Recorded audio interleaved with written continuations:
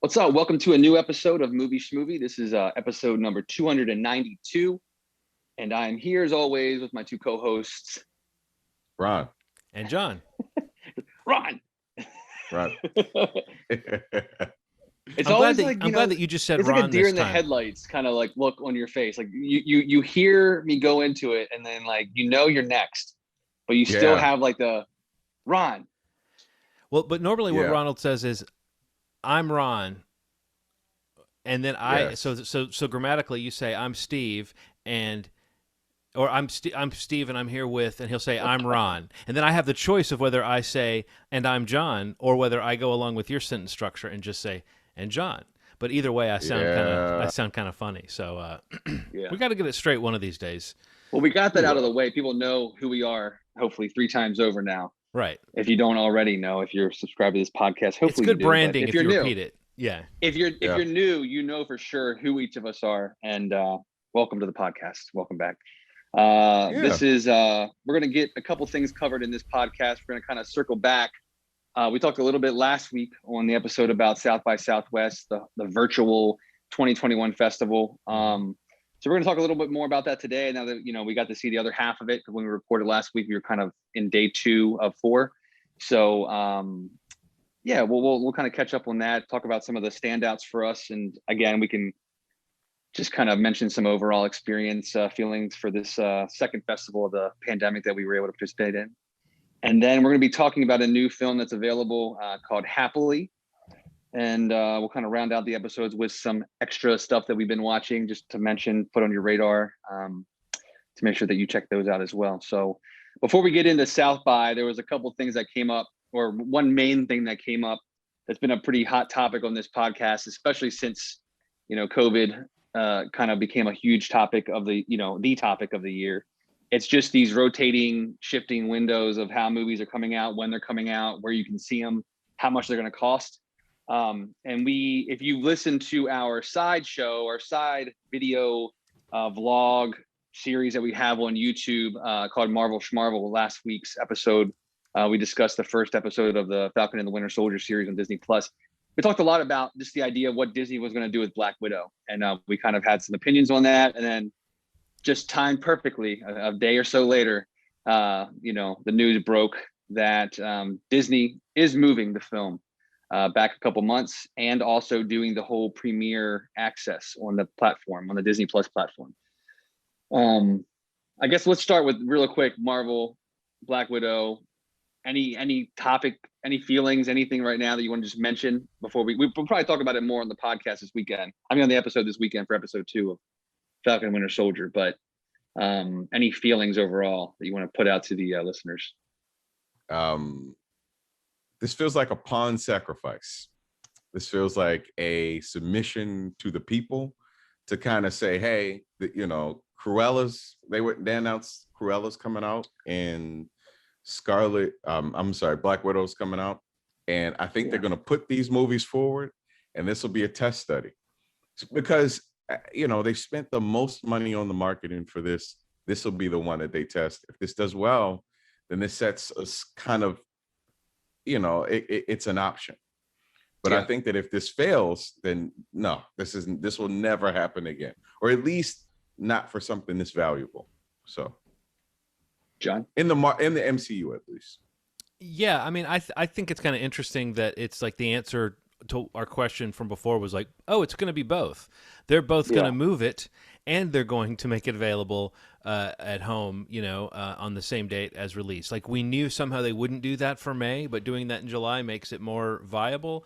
Yeah, it just feels like in a strange way they're getting this movie out of the way, but it also causes a ripple through their whole release schedule, that I imagine goes forward movie after movie after movie, getting new dates at this point. But at this point, have they only announced the 2 date changes, Shang-Chi and Black Widow, or have they announced any other movies?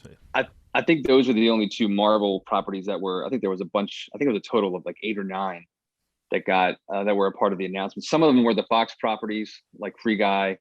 They mentioned Luca is going to be a Disney Plus exclusive. They're kind of doing the same thing they did with Soul with that. So that's going to be.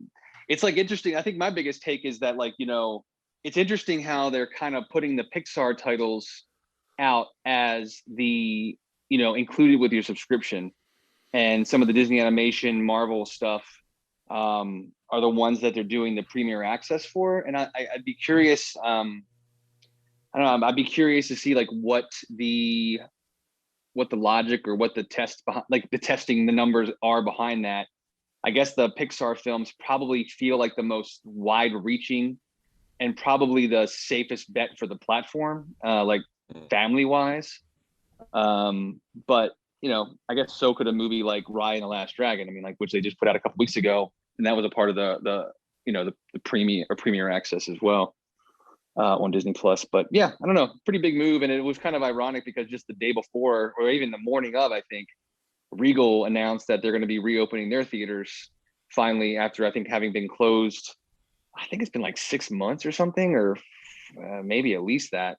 But they're one of the top 3 in the country that are now reopening to the sound of the big Marvel movie not opening in May. So it's like just shit timing for them. I don't know how they're going to respond to that, but it's caused a lot of shifting in this calendar. Like Quiet Place 2 is now kind of like the movie that opens the summer. I saw they just moved Spiral up a couple weeks before Quiet Place 2 now to kind of have a couple weeks lead on that. So there are still titles coming out. So I mean, I think that they're trying to make some version of a summer movie season happen in theaters. Just I guess whatever they can do within the confines of what states allow because of the restrictions for COVID and whatnot. But we'll see. It's interesting. I mean, it seems like it's kind of wild to me that like if you think about the major players, like it seems like everybody really but like Sony, and I guess maybe Warner Brothers. No, yeah, I guess Sony has like made some sort of amendment to their window releasing. Through this whole year that we've experienced this, all the major studios have come to some sort of agreement, even if there's a little bit of, tension between them and the exhibitors. But like, Universal and Disney and Warner and Paramount now with Paramount Plus, and those titles coming to the platform 45 days after, or at least select ones. So it is interesting that like, if you think about all those players, those are all players that have some sort of over the top option as well, like Disney Plus, Paramount Plus, HBO Max, like things like that. Mm-hmm. But Sony really doesn't yet. But I don't know. They're one of the ones that really hasn't put much out at all, and especially moving Venom off of the summer slot to the fall.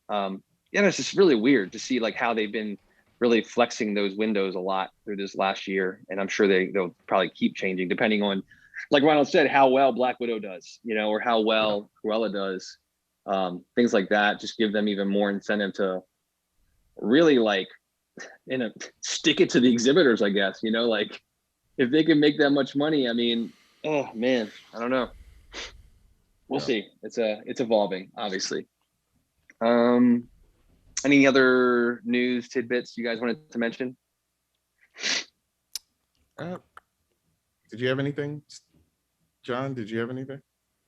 Warner Brothers announcing that all of the movies are pretty much gonna be in theaters and not going to HBO Max, right? Like that's essentially what they announced, right? Like there's not gonna be any like simultaneous release and theater, HBO Max release and theater release as well. Like there's no simultaneous. Did you see that? No. So yeah, I didn't see that either because they made big waves by kind of announcing the opposite. Yeah, it says I guess 2022 is when they've kind of mentioned that the theater only releases will be with a 45-minute limited. Yeah. I'm sorry. I thought you meant the ones this year that they'd already said. No. I apologize. 2022. Oh, yeah. Yeah. But I guess the idea is like if you got this service for that, you're not going to get it next year, which is so savor it now, enjoy it while you can, because it's going to be back to they like to believe back to normal next year. So which is I guess it's interesting. just like it's like the swinging pendulum of like the extremities of like what they can do with their platform Yeah. coming out the day and date, and then still wanting to work with an exhibitor and saying, okay, well, like in 2022, the Warner's deal is that, or at least with Regals, they announced was like 45 days Yeah. after it comes out in theaters, you know, that they would they'd be able to put it on the platform, which is just like Paramount announced with the Paramount Plus stuff, like with Quiet Place 2, and I think Top Gun Maverick. They had said like our titles that will come out in theaters. Then, you know, the window is basically halved to 45 days to try to get it on the Wow. platform. So yeah, and I think it'll probably change, you know, like it'll probably shift even more, I'm sure, as they see if people go back to movie theaters as much as they did. I mean, it's just going to be such an interesting wait and see kind of thing, but Yeah. we will do that, obviously. Yes. Um, We're waiting and seeing. that's what you do. That's all you can do. Um, Cool. So let's jump into South by. We kind of ran through just some quick things last week that we were able to see before we recorded, which was, you know, a pretty small window for us. But I guess just like kind of go around and mention, you know, we'll mention some things that stood out to us, some things that we watched that we want to make sure everybody knows about for when and if it gets picked up, if it doesn't already have distribution. But I mean, what was your big takeaway from South by in terms of what you saw that really stuck with you or that, you know, you really enjoyed? John, you want to go first? I like when you go first. Oh, I was just thinking how nice it is when someone else goes first. I can go first. Actually, because I don't think I saw as many movies after we did the first section as you guys may have. So I want to listen and learn a little bit. Sure. So the last 2 days, this was a top heavy festival that kind of tapered off in the last 2 days, which I noticed. That kind of the heavy hitters were the first 2 days, and then the last day or so really didn't have a lot of movies. I mean, I don't know if that's because the IRL version, the in-person version would have had the heavy hitters towards the end. And maybe that was kind of the deal, but that was my takeaway. But in terms of standouts to me, there was let me find out the other language lessons, the Natalie Morales movie, which starred Natalie Morales and Mark Duplass, was a crazy standout to me that I did not see the first time that we spoke about it. It's a socially distanced movie for most of it. It's about a gentleman that's in a relationship and his partner gets him essentially 100 Spanish lessons. Mark Duplass's character has some knowledge of Spanish, so Natalie Morales and him kind of have an exchange, and it gets really heavy really quick, and it's really essentially just Zoom meetings that are incredibly well done, which and subtitles for the Spanish. So that is an amazing use of the medium, especially now. Like, it feels like this cool time where you'll only see these particular movies now. So I enjoyed that one. In Between Girl, I don't know any of the players, but it's about a young Asian American woman who is in high school and in between girl for a guy, and just the heartache of how it feels to be someone's kind of transitional partner, especially when you're like a teenager, this heightened emotions, you just getting familiar with sex and things like that. That was a cool standout. Clerk, which I kind of mentioned before, the documentary about Kevin Smith, Ninja Baby, the Norwegian movie. And I wanted to finish it off with two that were like two of my favorites besides language lessons. That was Alien on Stage, which was probably one of the funniest docs I've ever seen. I don't know if you guys had the pleasure of seeing it. And then Amazon limited series, Them. I had the pleasure of seeing the first two episodes of Them, which is kind of a uh, it takes place in the 40s, I'm pretty sure, and it's about a black couple, um, a black family that comes into Compton in the 40s or early 50s and moves in and is pretty much tortured by the neighbors. It is, kind of in the vein of Us and Lovecraft Country. Kind of has those two feels. Like a lot of people said that the trailer felt very Jordan Peele-ish, but it has its own voice. It really is very distinctly different from him, believe it or not. Because a lot of people are like, it has to be Jordan Peele, but it's not. Little Melvin really makes this a very distinct sort of feel to it. It's beautiful, it's well shot, and acted by two British people who are Americans, but who are playing Americans in it. But incredibly well done show. So those are my standouts. Overall, I did like the experience. The schedule was utterly confusing. I gotta say that. The most confusing thing I've ever seen in my life. And I deal with a lot of my job is to troubleshoot things like schedules. And it was hard to understand how it worked. But you and I figured something out eventually, but I'd say that was my takeaway. I think the big thing with the schedule, I kind of agree with you. I think ultimately what it came down to for me was just finding the movie you wanted and and registering for it. Because I mean, really the schedule, with the exception of like 3 or 4 movies, the schedule really did not factor into anything really, except for like when they were available. Because like, they had a really cool thing with, again, with the exception of like I think 3 movies, 4, like you basically had them on demand access to these titles, like for the run of the festival, like once they premiered. And some of them were available early, some of them were even available post festival. But I think that was I agree. The schedule was definitely like really tough digitally to kind of keep track of. But I think it just came down to like, because they had that window to watch anytime, that's what worked for me. Like, I don't think I watched anything at the time that it actually premiered. I don't, everything was like after the fact, or when I could watch it, which I thought was that was huge. Like I thought if that wasn't the case, I wouldn't have watched half of what I watched, and I got to watch like a ton of stuff. So, I didn't know that it was like supermarket sweep. I didn't know that like you just had to like go and that's it. Grab everything, you just hit register. That's it. All of it. Like even if you didn't want to watch it, you may change your mind. But it was like, well, because most of them were unlimited. Well, most of it was unlimited, like in terms of like the seats. But like they had like the features in the different narrative and .com categories that some of them were like limited to like 1,000, 2,000, 6,000 seats. Those are the ones like you really did have to like try to get quick. But even most of those didn't even really sell out like until later in the festival. But I don't know.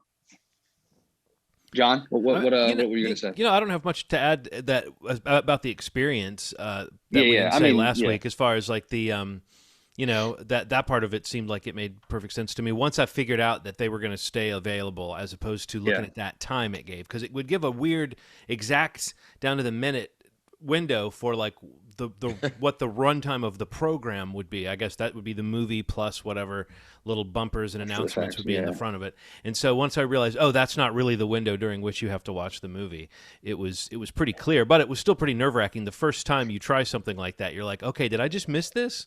Or, wait, no, I didn't. And then you'd see the little watch here would pop up. And I have to say that confused me a little bit, that had to be separate from the main listing of the movie. But again, once I got used to it. So I think this online festival experience, I mean, it's so much more inclusive, just from the fact that we have now done a Sundance episode and we got to do a South by Southwest episode. That wouldn't have happened in prior years. So, I mean, I'm all for this new wave of festivals, doing something online. It kind of makes me think of the earlier topic about the movie theaters reopening and hoping for audiences to be back where they were.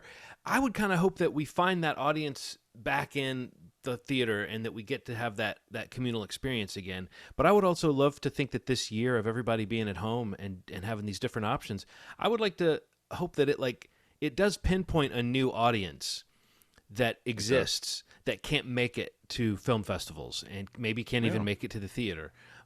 So I would hope that we're not seeing just the 1 time, 2 times that they try this virtual version of the festivals, theaters, everything. I would hope that this respect being paid to the fact that for some people, getting to the theater or getting to a festival especially is a luxury. Yeah. I would hope that lingers in the minds of people, and that maybe they see that, if art's about communication, if that's about reaching an audience, that this has been a good democratizing of that stuff. So yeah, it felt really cool to be plugged in the way that we were to these festivals, having access to just kind of, like you said, Ronald, just supermarket sweep, but like salad bar, whatever, just grabbing everything you want and saying, "Oh, I'll try this, I'll try that." No, that was a fun way to experience it.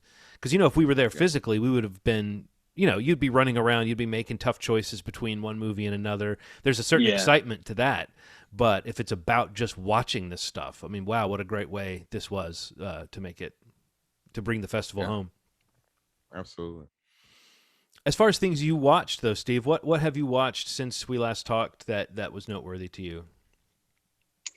Well, the one I was going to mention, one short that I think I maybe mentioned it quickly when we were on the other episode, but since then it won one of the jury awards, like the special midnight jury award for Bold Vision. It's called Stuffed.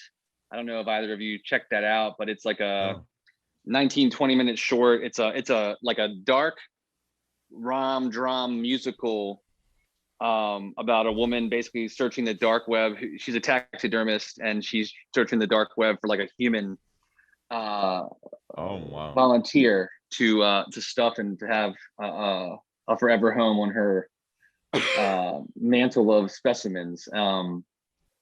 I don't want to spoil anything. If you have anybody, it was really good. It was really interesting. And I also saw the announcer making a feature version of it. But it's just like she finds this guy and, and the way they find each other kind of like makes her question what she wants to do with him. But I don't know, I thought that was one of the better shorts I saw, and it won a fun award, which I think is pretty apt. It's called, for a Bold Vision, but that's called Stuffed. I don't think we really talked about it that much, but The Lost Sons, did you guys see that? Yeah, I mentioned that last week as one that I saw, but I knew you guys hadn't seen it yet, or we didn't have time really to talk about it. But yeah, I saw that one. Yeah, so I really like that one. That's going to be a CNN. I don't know exactly how they're premiering that, but that's like a CNN Films and Raw production. That same group that did like Three Identical Strangers and The Imposter, which are two docs that I love. But yeah, this basically is like a stranger than fiction true story about a baby basically taken after he was born from a hospital, and a missing child, and a child that reappears a few years later, and they think it's the child that went missing. And then as that child grows into a man, starts to question whether that was actually him, like if those are his parents, and if or he even was just the child what really happened during that time. Yeah, like he's trying to figure out what that year and a half or whatever what that was. You're right. Yeah, and it's like it's an interesting.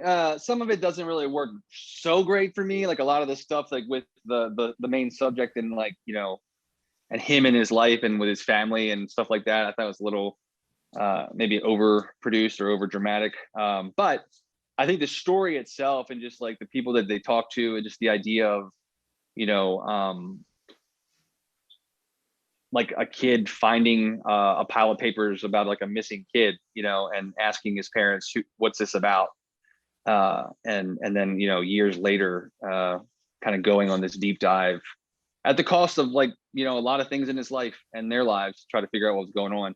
I thought found that the was cost really to be the most interesting part of it, really, because the rest of it was starting to feel like, you kind of, again, it was an interesting story, but you kind of start to fill in the details in your head as to what it could be. But I thought it was interesting. I know what you're saying about over dramatizing, like the why we should care about this particular person and their family and their life and the kind of way it was treated. But I did think when it got to that point of just like, oh wow, this guy's not just a subject in a documentary. He's a guy with parents and siblings and people that might wonder why he's making his life, why he's upturning his life to find out the truth. And I thought that part was kind of interesting, but it is interesting. And I think what I said to you guys last week was the subject of this documentary, you kind of end up having weird feelings about him because of the way he comes off during that section. And I think the documentary lets you have that feeling of like, wait, how should we feel about this person's quest just for information and, you know, what that can mean to people's lives.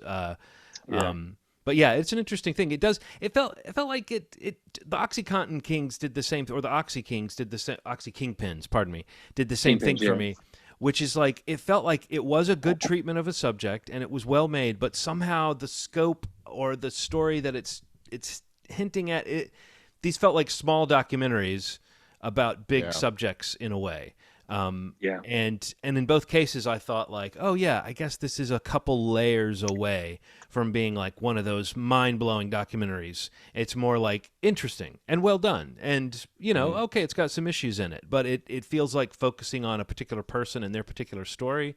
Often it gives you that window to the bigger story, but other times it kind of keeps the window kind of small, and so you get to the end and you realize, oh, that was interesting, but what I really just watched was kind of a human interest story.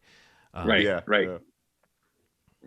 actually Kingpins was another one I saw after the last episode, which I agree with what you're saying. Like I do think it's like a much bigger, that especially is a much bigger topic. But I kind of like that the approach for that was that they were really just like focused in on that lawyer and the case, really trying to have the, you know, the manufacturers and the distributors and the pharmacies and all this stuff, like basically just like really make awareness of what their role in all of it is, you know, beyond the fact of just like, you know, these manufacturers of these drugs that are highly addictive, and, you know, just the statistics just like are mind-blowing. You know, it's just like, it's not just like the profiteers of like the manufacturing element. It's like when they start talking about like a pharmacy prescribing 4 million pills, you know, in a town that is like like fucking like 3,000 people, you know, how in God's name do you fill those prescriptions? Like, how would someone even consume them? You know, and just like, it does kind of hint at like the large scale trade, you know, across the country and the trafficking of the drugs and everything. But it really, like, I feel like the most interesting part of this series for me, or this doc for me, it really is the idea that there are gangsters, there are drug dealers, there are people out there, and those unfortunately become the face of this pandemic. And like, you know, the idea of the, you know, who people think of when they think of who's giving people drugs. But what this doc is really trying to do is really kind of make it very clear that the real, like, backing of it all is these people that we're talking about, are the people in suits, are the manufacturers, the distributors, the pharmacies, you know, and just how they approach the whole thing. When you see footage of them talking about their accountability and their responsibility and the whole thing, and how they kind of deceive, like through sales rep language and things like that, like of the drugs, like it's just disgusting. And I mean, that stuff is just, you know, understanding the reach of what these drugs, you know, the impact that they have on entire communities and cities in these states that they talk about in the doc, especially even where they end up with this lawsuit in Nevada, in Las Vegas. It's just crazy. I thought that was a pretty good doc too. I do agree that that stuff, again, it's something you always kind of knew, but seeing them illustrate it with those numbers, especially when they had the woman processing all the requests for like whatever that more pills over the normal amount that they would have, and there's like so many hundreds of requests within a day, and each one of them are supposed to be vetted carefully, but there's no way they can be. No, it's crazy to think that part of it is, like you said, it's such a big part of it, and untangling that is really hard, because that's where people with a lot of money who aren't thought of as criminals, or at least not by a lot of people, where they're making their money, and it's much harder to untangle that than it is just to bust some guy on the street for sure selling pills. But no, and I do think focusing on that lawyer, it became as much of a thing about him. I mean, it's kind of like the Lost Sons in a way. It's like it's got a central character who's a pretty compelling guy, you know. And so it was interesting to see him kind of talk about why he's on this crusade, and to watch him putting together the case.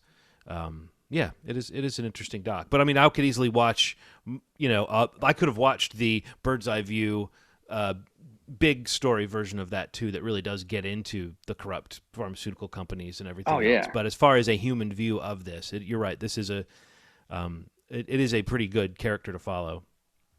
Yeah. Good. Other things I saw, I don't know. I was just going to throw out there that since we last talked, the only ones I was able to watch were The Spine of Night, Paul Dude's Deadly Lunch Break, and then another doc, Woodlands Dark and Days Bewitched: A History of Folk Horror. Of those three, the doc was the winner. Really? Yeah, Woodlands Dark and Days Bewitched is like a 3-hour long documentary, and it is kind of one of those documentaries where at a certain point it's a list of things with explanations of them. It's talking about movies throughout the history of movies that have done this this treatment of what we call folk horror. That's a term that has existed. It has not the genre, if you think of it that, is maybe older than the term, but people have been using this term to denote a kind of horror that's born of like folk tradition and small town tradition and just old traditions bleeding into the new world, and how, like, if you think of movies like The Wicker Man or even movies like Kill List, different things where there's kind of like the presence of some kind of cult that's existing behind a modern event. And they've got, different runes and symbols, I would say the little stick dolls in Blair Witch are very folk horror-ish. So I think there's a lot of stuff that can be thrown into folk horror. It's one of those things where in the doc you can see them start to bend the rules a little bit as they talk about what could be extrapolated from this. But just the first hour and a half, even when they're talking about like the early movies that could be considered part of this genre, it's the kind of thing where I wanted to be sitting there just writing down a list of, like, they would show a clip from a movie with the name of the movie up on the screen, and it would be something I'd never heard of, or they would talk about a book, or they would talk about a show, and it's just like there must have been 100 movies and shows and books that they talked about in this documentary that sounded really interesting and cool, because this kind of subgenre of horror, folk horror, is kind of in my wheelhouse in terms of, like, it ticks a lot of the boxes for me of what I like about the genre. So in that sense, it was an amazing, like, oh my God, there's so much, they've done so much of that cool deep digging in the pop culture. It's one of those documentaries that really shows the research. Like, you wonder what the clearances must have been like on this movie to get clips, because it's just one after another for 3 hours, But I would say it is a bit of a barrage. It's a documentary that I almost think could have been a 4-episode television show or something, if it was broken down a little differently, because it would be a little more digestible that way. But I'm glad I watched it, and I'm glad that one day it will be out in some form probably, and it will exist as a kind of launching point for research, or like an encyclopedia overview of this stuff, because I love that kind of digging in the trenches and finding obscure movies and stuff that you might not have heard of, particularly in horror, a genre where even the cult classics have been kind of dragged into the light of day and beaten to death. So it was really cool, really interesting, really fun if you like this kind of content, but also at 3 hours it was a lot of information, and it started to feel a little bit like a lecture at certain points.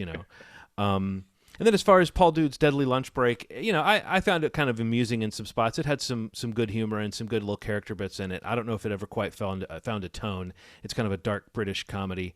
And then The Spine of Night, I don't know if you guys watched that one, but that's been getting a lot of press because I think of just what it is. It's kind of a throwback animation movie that's done almost in the style of the old heavy metal animation from that movie, or the Bakshi film Wizards, where it's rotoscoped human action, where they animate drawing over, clips of people, so that the animation has this particular kind of motion to it, right, and this particular kind of look and feel to it. And I found that kind of interesting. It was a little episodic as a movie. It was a little dragged for me in some spots, but I do think it's cool whenever somebody fully realizes something like that. So Spine of Night was pretty interesting. Paul Dude's Deadly Lunch Break had some high moments that I enjoyed, but the docs kind of carried the day for me this round. I wonder, I mentioned this to you guys last time about are they just easier to settle into because they somehow are less demanding, because they're literally reaching out and telling you what they're trying to tell you. I wonder if that's it, but it's just easier for me to sit down with a doc these days than it is to sit down with a quote unquote indie film, I don't know. Yeah. I think you're right. I think because you know what you're getting into, man. A lot of the movies have these vague descriptions. You're coming in, you're like, okay, so this is what is this about? And then documentary is like, this person killed this person. They're gonna get are they gonna get away with it? Right. All right, Yeah, I'm in. So did you guys watch Sasquatch? Yes. Did you guys? You mean Yes. finish it up? Like finish up all three? Yeah. What did you think of it? I loved the first one. It kind of lost steam for me as it went along with the second two same. episodes. Yes, It's the opposite of what I just said about Woodlands, Dark and Days Bewitched. It needed to be like a documentary. It needed to be like a 100-minute, 2-hour movie. A feature doc, yeah. Like at the end of that first episode that we watched, I was like, oh man, where's this story going to go? This is crazy. And it really, honestly, I don't feel like it added any new elements really for the next two episodes. And it kind of did a half-assed version of interrogating the whole culture of Bigfoot stuff. Like I would like to see a doc maybe do what this seemed like it was going to do, which is get really in deep with the reality of what's going on with Bigfoot culture and Sasquatch culture, and also like that as the backdrop to a murder mystery. It seemed really interesting, but it's kind of like that's not really what's going on. Yeah. And I think that it would have been a pretty exciting 90-minute, 100-minute documentary if it had been that. So I'm kind of wondering how this, outside of the fact that maybe it started out as a Hulu project, that might be the reason why it stayed as a series and never was a movie. But I saw a Q&A where they were talking about how they considered it, but it seemed like it really needed to be in this format. And I was watching it going, I don't know why it needed to be in this format at all, honestly. No. Like the last two episodes even kind of blurred together in my head when I was watching them. Like they didn't seem like concise episodes. But I think for someone who could just now go to Hulu and just watch it all, it's in the middle of the pack of these true crime stories that we see, and it's got some really creepy elements.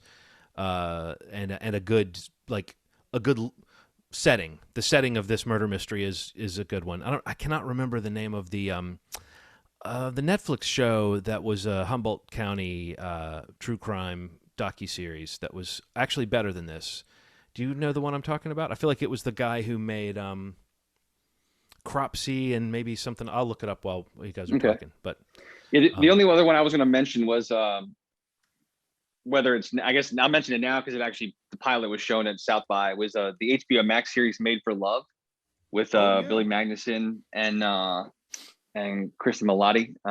We talked a lot about her when we talked about Palm Springs, but love her. She's great. It's kind of a cool series. I mean, it doesn't come out on HBO Max until April 1st, so I'd recommend checking it out. It's basically like, Billy Magnuson plays like this tech billionaire who has developed this system called Made for Love, where like basically two soulmates like get implanted with this chip set in their head that basically unite them and sync them together literally for life, and she plays his wife, and who kind of, not to spoil anything, kind of catches on or becomes aware of maybe some deception in terms of like how he's using his relationship with her to possibly launch this product, and goes on the run. And, he's basically trying to get her back and talk her into coming back and being a part of this product launch. It's kind of weird. It's kind of got like a weird mix of genre. It's definitely like, got some, the sci-fi elements, and, it's got definitely some really good comedy in it. Ray Romano plays her father. We got the premiere we got to see at the pilot at South by, and then we were able to check out some more episodes from HBO Max. So I've watched the first 4, and I'm definitely in on this series. So that comes out April 1st on HBO Max. Anybody looking to see that? Made for Love. Murder Mountain. Murder Mountain, which was Josh Zaman, the guy who did Cropsey and other. And I know people they vary on his style because he kind of inserts himself into some of his documentaries a little bit. But I don't recall that being a problem with Murder Mountain. It actually is just a cool, like the Humboldt County, the growers, and the kind of almost like mafia-like existence of some of those, the farms out there. That's right. That's what they cover. And, I just remember thinking it really gave you a feel for what was going on in that area and what the challenges the growers were up against as they might try to go legit, in an industry that might want to stay criminal. So, I think that's really, yeah. I saw Made for Love as well. What'd you think? I liked it, man. So the first episode, I was lost. I honestly was. I was like, I'm giving up on this. And then second episode, I'm like, oh, okay, I get what this is about and what this represents. And I don't know, man. I'm in. I'm like really in. Once I got the rhythm of it, because it's a little. The first episode's really a little clunky in comparison to the second through the fourth, kind of just, the pace of it. I'm like, oh, okay, I'm getting what this is. I'm getting the they're like only like intention. 30-minute episodes too, so it moves pretty quick. The episodes go by pretty fast. Special needs actors sprinkled throughout the cast. And I love the way that they did it, man. Like, I just love opportunities where, special needs actors are just used as just actors. I love that it wasn't anything hinting to the idea that they were special needs. It was just a cool musical that had a lot of funny elements to it. That's just a nice love story that was done incredibly well, that I would suggest to anybody. Hopefully it winds up in a place that's accessible to people, but Best Summer Ever was one of my favorites of the festival. I think I didn't think about it so much because it just felt like it was on another service already. Like, it felt like I'd seen it on Netflix or something. It just was, it's that level. It's ready to go. Like it's a cool little film. So Best Summer Ever.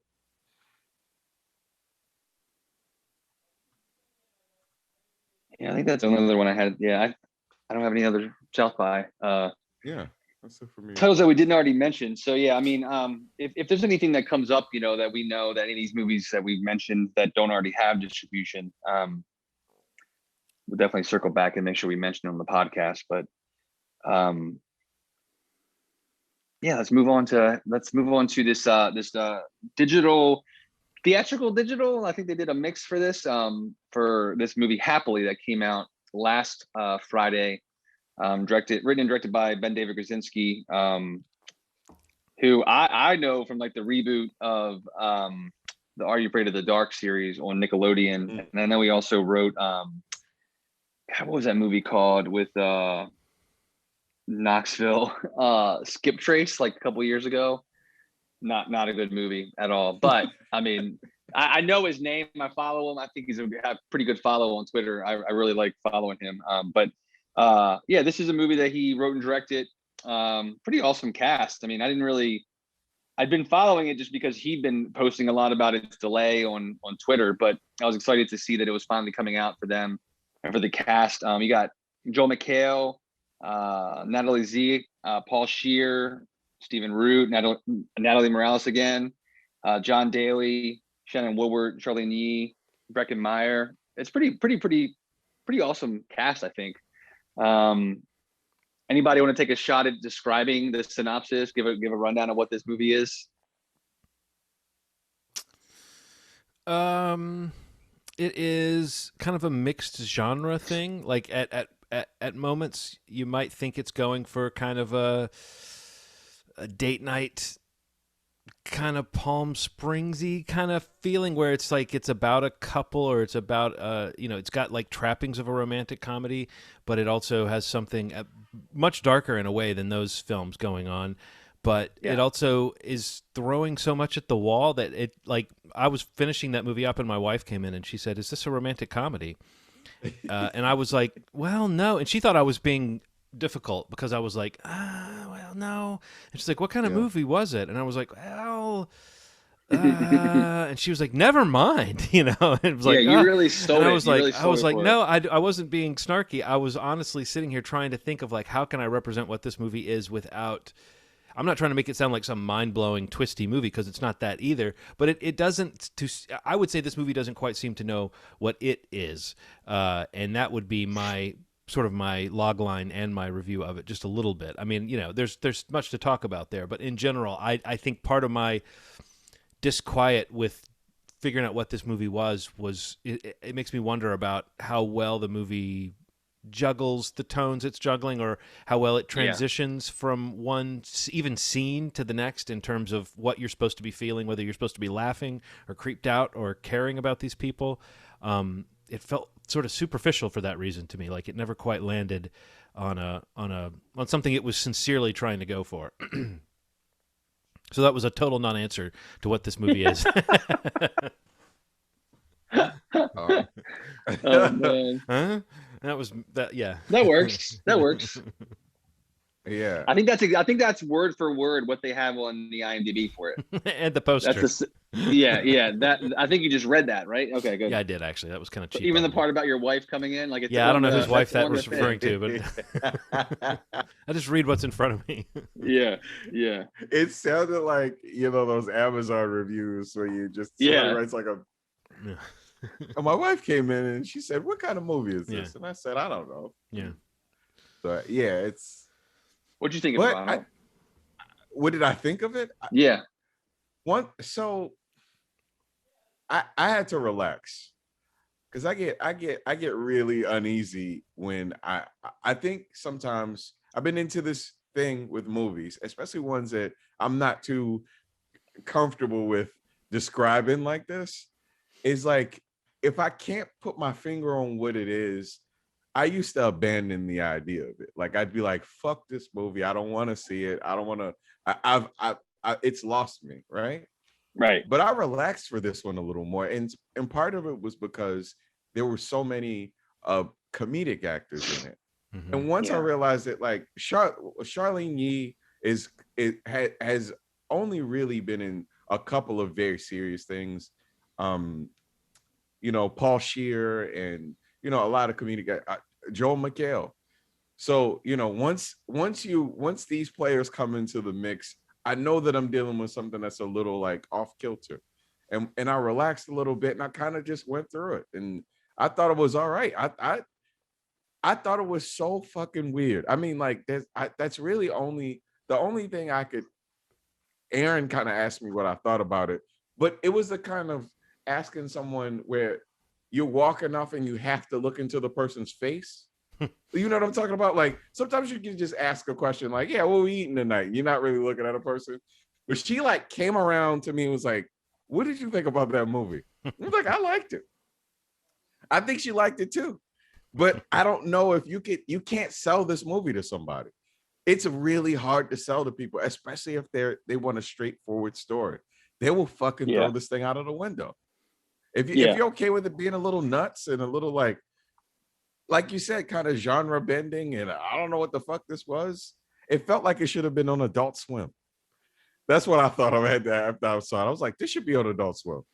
It's fucking weird. My only thing, and I think it is weird, and it is willfully weird, but my only thing is that when the moments that are supposed to be a little bit funny don't land as funny, and the moments that are supposed to be a little more thrillery or creepy don't land as quite as creepy because the tones are working against each other, that's when I think there's something amiss with the movie. But in terms of what you're saying, yes, it was very intentionally, in fact, wearing on its sleeve a little bit, like, isn't this weird? Yeah.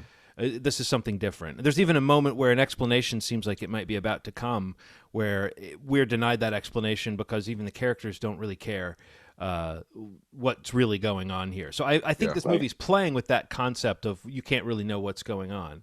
But there were moments where I was like, oh, I think that was a laugh. I think I was supposed to laugh at that, but it wasn't feeling like a comedy. And then there were moments where it was like, oh, I think this would be creepy if it were a little bit more. I mean, so I'm not so much like flummoxed by the fact that it was trying to do a lot of different things. I don't think it did them particularly well because it feels like it itself is confused what it's necessarily going for. But I do think casting a bunch of comedic actors was smart because that means that whatever's going on with the tone, they can at least handle it. There's like John Daly usually plays such broad kind of comic characters. This was kind of a button down performance for him. But he's still bringing that John Daly quality where you look at him and okay, this could get absurd. Even Natalie Morales I associate more with comedy than anything else. So and I think just putting comedians in dramatic roles, even as a side topic, I think that works a lot for movies because it does make you think what's going on here. But also, a lot of comedians we've mentioned this before. The reason they're funny is because they're good actors, and being funny takes a certain kind of skill set that might make you a good actor.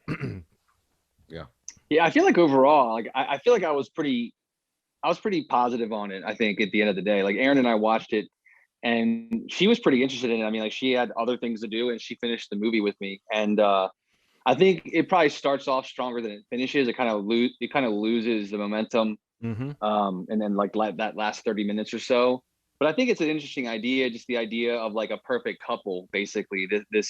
The main couple in the film is like basically seen by their friends and peers as like this perfect couple they're just so in love, they never fight. There's another, they're intimate multiple times a day, and like they just have the most perfect relationship in the world, and it makes everybody sick. So they kind of alienate them because of that. And something happens in the movie that kind of spins that all out. It makes the paranoia, the anxiety kind of overtake their relationship. And also, when they're among the friends, it becomes a situation where it's like this massive like couples therapy type thing, both directly and indirectly in the film. But I think in general, I thought it was pretty good. I think it does feel like kind of like a bit of a long in the tooth, like Twilight Zone episode to me a little bit, like that kind of lost a little bit of its focus in terms of the tone.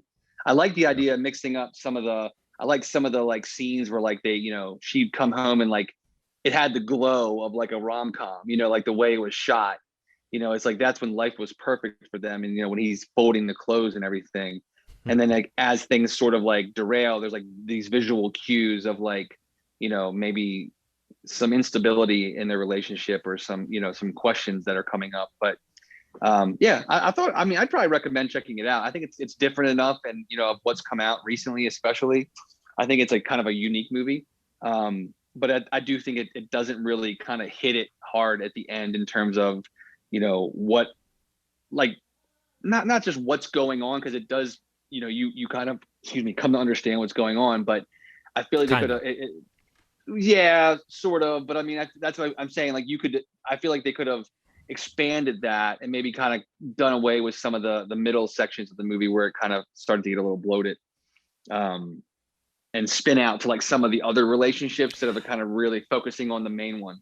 I think that's a main thing there, is that even though some of the other couples were interesting and some of the other characters were interesting, when it loses focus on them versus the world, it started to become another thing. And I don't think it retained that simplicity of that early idea that you described. It really does have a hook. The idea of the perfect couple and kind of how much that would annoy people was a pretty good hook.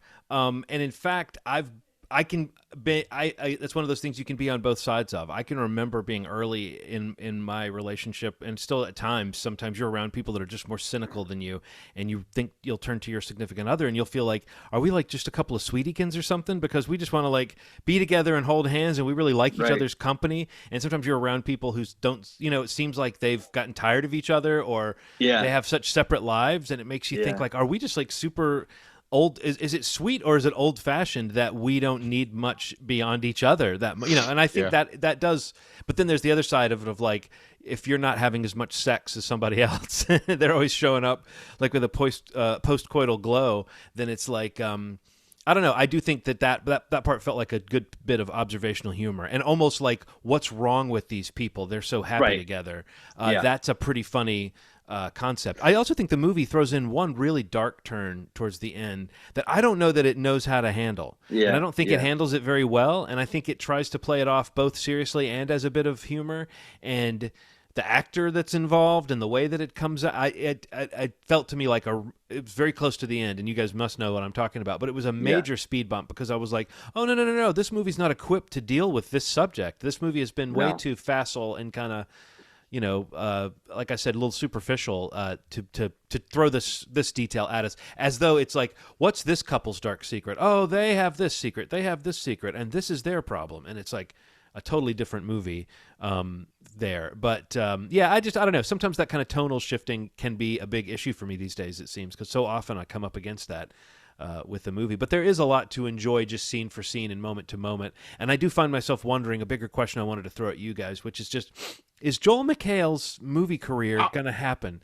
Is it a non-starter? Is there something about this guy? I mean, because it's like, I was going to ask you the he's same so perfect thing. at, like, Community. If you watch Community, you will think there's never been a character and an actor so perfectly formed, in the comedy and the way he holds that show together is so, like, indicates like such great comic chops and such good emotional shifting even. But I have yet to see him in a movie where I don't look at him as like, oh, that's Joel McHale. I wonder if he's playing a guy who hosts a show on cable or something. He just doesn't look like a regular guy. And I don't even just mean that he's got this ripped bod, because he does look ridiculous with his shirt off. But I like Joel McHale. I think he actually tries. I think he's a genuine actor. But there's something about him that feels, I mean, it's an odd comparison, but it's similar to that sort of emotional distance I think people had from Chevy Chase, where it's like, this guy's so dry and so sarcastic. It's very difficult to just let him be an actor in a world, you know. I don't know. I guess I throw it to you two. That's actually what I was going to ask you after Steve was talking. Like, what is Joel McHale doing in this movie? Like, if you watch a couple of the act, like the first act or the third act, there are points where Aaron was like, is he purposefully being like a robot? Like, is he purposefully doing this thing where he's like, oh yeah, yeah, I agree. Yeah, it's just like, I don't know. I like, you know, Community is one of my favorite shows of all time. I have to establish that. And he is comedically one of my favorite, you know, Talk Soup and things like that. Incredible. But I watched this movie and wondered why they casted him. That's how weird it was for me. Like, I sure, aesthetically playing sort of a perfect couple. These the two leads were gorgeous human beings walking around. But what the fuck was he doing, man? Like, I think we could have dialed it down on the looks and gotten somebody who could have handled this comedically, who could have anchored the tone of this movie a little better. He wasn't built for it. It's like, I didn't really get that from him in this movie. I actually thought I liked him in it. I didn't like him in it. I think somebody else could have handled this better, man. I think I liked him in it a little bit more than Ronald did. I blame the movie more so than him. But I'm just talking about just in general. There's something about him in movies that feels like it's an odd fit. Like he has yet to break through to that next level. Like other actors his age, you know, have already had 2 or 3 big, like in that school of comedy, have had their. He's just one of those leading men who doesn't seem to have achieved leading man status. Like, I still feel like he would be more likely to be cast as like, oh, he's the jerk boyfriend that the girl has to break up with before she gets with the right. What, you know what I mean? I don't think I just don't think he's like a leading man. I think that's like when you first ask it, like kind of shaking my head, like I just don't think he's that guy. I don't think he's that in general. I don't like. I think so. Community would be an aberration then for him, because that character is like a leading man character that he could be right for then. And I think he's right for that because I think it's very in line with who he is. Yeah, like I think it kind of is a lot of him. Yeah. You know, when it's something other than that, you know, which is probably why some of it doesn't work for Ronald, because like that's not what he is in this movie. Like he is like, you know, he's, you know, a stand-up, honest, faithful, you know, loving, funny guy. Like he's like just a nice guy. Which I mean, I didn't really, it didn't distract me. I think, you know, I just like him in general too. But I think I almost felt like some of that stuff you're saying, Ronald, like the robotic nature of him. I almost felt like some of those scenes were like, and this is probably the way thinking into it, like some of those scenes, like when the character shows up at their house, I feel like he was especially acting like that. That Joel McHale was, like when he's on the couch and when he goes to the kitchen. I almost felt like those scenes when I was watching them without seeing the rest of the movie, I thought that those scenes were like kind of tells as to something else that the movie was going to be about. Yep. And that's kind of a you know, that's a point to you. I think that probably is like but then what John said, I think that's probably a fault of the movie more than him, because it's like, I don't know if it's like a misdirection or something, but those scenes did stand out to me kind of as just like weird scenes. I don't know in terms of like just like how he played it, because even her actions in that scene, are very random and kind of robotic at times, especially that wide shot when what happens. It like happens without it's just random. Like it doesn't seem weird. in character for her either. At all. Right. Yeah. No, you're right. You're right. Yeah. So I don't know. Yeah, I just don't know that he's like a leading man. But I mean, again, I'll come back and say this one. I'd recommend this personally. I think it's especially if you can find it. It's on I think it's on all the platforms for like $7 or $8 or something. You know, it's definitely worth that watch. Especially absolutely. To just support, this cast, the filmmaker, who I think is a pretty cool guy. And I don't know. Happily, it's available on demand. Any of the digital platforms you might have access to. Yeah, and at least it's something new. I mean, you got to give it credit. Yeah. A lot of these movies now seem to be kind of throwing in genre elements where they might not have before. It's a way of blowing out some of these kind of like, that mid-level indie movie where you've got recognizable faces, but it's not a huge cast, and something like this where it normally would have been almost like a straight romantic comedy or drom-com kind of thing, and now there's an extra wrinkle to it. That seems to be kind of a thing that's happening these days. I like to see them embracing it. The weirdness factor of it, there are enough moments about that are truly unpredictable that I would say that I think we've done a pretty good job of not spoiling what this movie does. Definitely. So if you're intrigued, there are surprises, and it's only like an hour and a half or whatever it is. So it's not like it drags it out. So cool. And then the only other one I wanted to mention real quick, like if we kind of just have anything else that we've seen that we want to mention quickly. I know you've seen most of it, John, but Apple TV Plus has a series out. It just came out last week, I believe, also called Calls, CALLS. I think it's 9 episodes. We were talking, each episode is maybe like 15 to 20 minutes ish. Mm-hmm. It's really just like audio with captions on the screen and kind of like these wavelength visual. It's audio visualizer, the movie. Remember from the old iTunes? Right. Yeah, that's it. That's exactly it. But yeah, I don't know. I thought it was pretty cool, actually. It's really I don't neat. know. I really was sucked in, especially after the first 2 or 3. I was like, I gotta finish this, and I think it helps that they're short, they're quick, they have great. There's the voice cast in these episodes. I mean, it's across the board, like tons of people that you know. Mm-hmm. Every episode has at least 3 names that you're aware of. But it's again, like the Twilight Zone nature of these stories.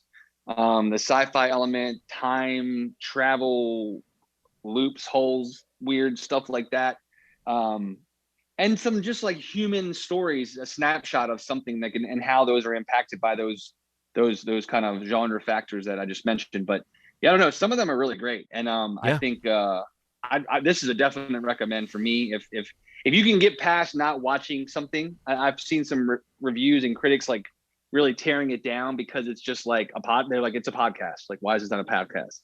And I mean, I can, sure, whatever. I mean, but it is visual. There is some visual storytelling even within that, the way the effects are used to tell a little bit of the story. Like there's one story where there's a character who's not appearing on the phone call, but they keep showing up in the background. And when their name shows up, it's like, it is just graphics, but I think the stuff, I don't know. I found it to be like really cool and really creative and a really neat experiment. And I listen to a lot of podcasts. And in fact, right now I'm working on several projects that are like theater of the mind, and one in particular where I'm having to come up with creepy sound designs and like static effects, and it's a kind of found footagey kind of thing. And it's like, it's really, I mean, I've been realizing how much you have to do, how creative you have to be, what filters you have to combine to design like a neat, creepy sound that doesn't sound like the same thing you've heard a million times before. Right. And the tone and feel of this show, it's like right from the start, it just puts you in that mind frame. Like I still sometimes will be on the phone with somebody and I find like that digital phone call quality, like it can be very alienating. I think this show does a cool thing. I mean, I wouldn't want every show to be done this way, but I think this show finds a good way to excuse being a non-visual quote unquote show by having visuals that they kind of hypnotize you if you watch them. But I also think even just the text, watching the subtitles appear on the screen, it has a certain pacing and drama to it that I think it would be difficult to just listen to this and get as much out of it. I don't know if you had anything else to say about it, Steve, but I agree. I would recommend this. It's a and if it is a factor at all, it's written and produced and run and directed by Fede Alvarez, who did like Don't Breathe and the Evil Dead remake. So Wow. Listen to a couple podcasts that he's been on, kind of promoting it, and just super interesting guy, and just a really cool. I think it's just a really cool idea, man. Something different and an easy thing to do and watch all night. I got through I think I did all 9 of them like in one sitting.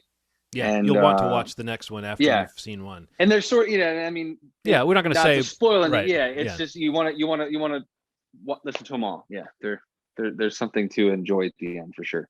But yeah, Ron, you should check it out. I think you'd really be into it for sure. When you guys mentioned it, I watched spoiler, I'm an Apple fan, and I have the HomePod set up, which throw around Dolby Atmos, and a lot of the shows are optimized for that. If you guys have like a solid sound bar, watch Apple stuff, man. Like the sounds are incredible. So I have the Atmos set up. I watched the trailer, and it does this thing where like when the conversations are happening, they switch sides. It's like sometimes and then you can hear some of the sounds in the background kind of panning around, and that's just in the trailer. So I'm like, I have to watch this show. I'm very excited about it. Yeah, it's really good. Like I was super into it. Yeah, I'm looking forward. Did you guys anything else you guys want to mention that you checked out in brief?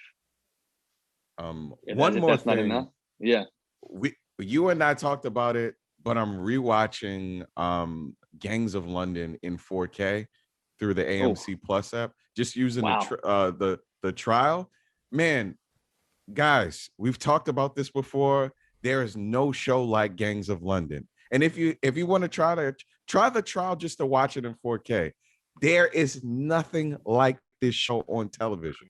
Nothing. Like I can't compare it to anything. It's like a mafia movie mixed with the best martial arts you can see. It's really cool. And I'm falling in love with it again. Yeah, it's so good. So good. So good. Gangs of London. All right. So yeah, anybody that wants Ronald's login for his trial of AMC Plus, just let him know. We'll just contact you directly. Sharing is caring. I'll work out like a timesheet, a schedule, so that we can tell who's using it when. Yeah, we'll spread it out. Yeah, we're not gonna get sloppy. So yeah, man, that's gonna wrap it up. That's a lot of stuff that we talked about. Again, I think South by in general was a great experience for us. And again, if there's anything else that comes out of there in terms of announcements of stuff getting picked up that we did talk about, or if we get dates for anything that we know you could have access to it, we'll definitely follow up on the podcast and let you know when and where it's available. I think we all kind of agreed, I think Happily is probably worth checking out if you are looking for something on demand at home, especially if you can get it, for $10 or less. I think it's right now at that price point. And if you have Apple TV Plus, definitely check out Calls. I'm pretty confident in recommending that. John, you agreed that it's a pretty special, little, unique, different experience. And like Ronald said, if you have an awesome sound system, which I did watch it in my basement with a nice sound bar, it's pretty awesome. Like what they do with the sound mix and design is, like John was saying, like the sound design is pretty creative, and so it's a really cool little series. But you can find the podcast pod.link/movie schmovie. That'll link you up to all the great different platforms that you could possibly subscribe on. You can just follow us on Facebook too, at facebook.com/movie schmovie, and you can listen to the episodes right there if you want, or link off to it from there. Let us know what you think of the episodes there. If you do follow us on Facebook, we're also on Instagram and Twitter, both.com/movie schmovie. And like I mentioned at the top of the show, we do have a second show that we do called Marvel Schmarvel that comes out every weekend when there's a Disney Plus Marvel property airing. And I'm sure when there's a big Marvel movie in theaters or on Disney Premier Access, we'll probably do one as well. But, we put that out every weekend where we discuss the recaps of the series, and we'll be doing episode 2 of Falcon and Winter Soldier this weekend. So subscribe there if you want to hear that, because that's only in video form on the YouTube channel. So you can do that there. And if you're there, you can watch these episodes there too. If you subscribe on Apple Podcasts, please leave a review, a star rating, anything like that would be great. We'd appreciate that as always. You guys good? Anything else you want to drop in here before we sign out? Not I. Yeah. It's been good seeing you guys, really. Yes. It's always Absolutely. nice. It's always nice. Right. And look forward to seeing you guys again next week. Yes. All right, cool. As always, you've made our day. Thanks. Bye.